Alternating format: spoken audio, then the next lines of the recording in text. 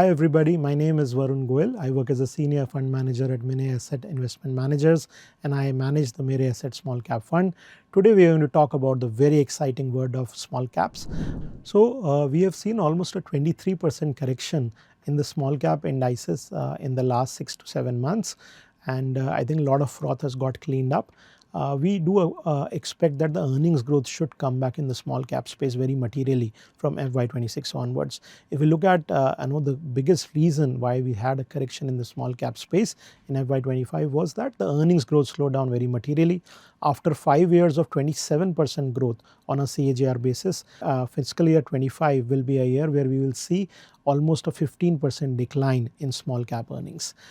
We expect the earnings to come back very strongly. Our estimates for FY26 and 27 are that we should see 25% plus kind of earnings growth in the small cap space going forward. Also, if you see, the valuations have corrected very materially. So small cap index now trades at around 20-21 times on 1 year forward earnings. Our sense is while this number is slightly more expensive than the long period average, but the earnings growth outlook also looks quite promising. If you take at the last 5-year average, the small cap index is normally traded at around 19 times. So there is a still 8 to 10% premium. Can that premium still go away? Yes. Can we see another 10% correction in small cap index in the next 6 to 12 months? It is possible. It could happen because of global factors. It could happen because of domestic factors, especially in a world where there is a lot of turbulence and volatility because of the tariffs that are being imposed by United States. So it is possible. Whether that will happen or not, I do not know.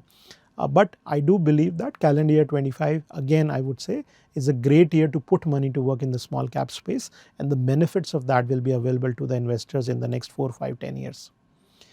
We also believe that small cap index has a big segregation in between more expensive and less expensive sectors.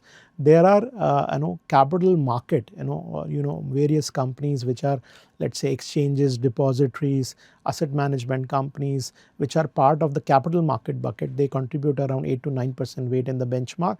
They are trading at a multiple which is much higher than the average. Secondly, all the capital goods or the infrastructure, industrial, construction related companies, on an average they contribute around 18 to 20% to the benchmark. Again, this pocket of the market is trading at a higher valuation as compared to the average. The remaining 70% of the small cap space is actually trading at a fairly attractive valuation. So what we have done as part of a portfolio construction is that we have been overweight on sectors where we believe there is much more value, and taking a slightly more cautious stance on capital markets and capital goods space, which are trading at a slightly more premium valuation as compared to the rest of the market. So friends, be ready for a volatile ride in the Indian small cap space in the calendar year 25. As we all know, small caps have always been a roller coaster, but as we have seen in the past 20 years, they have delivered a very healthy rate of compounding, and our hope is it will continue to be the case going forward too. Thank you so much for listening. Thanks and goodbye.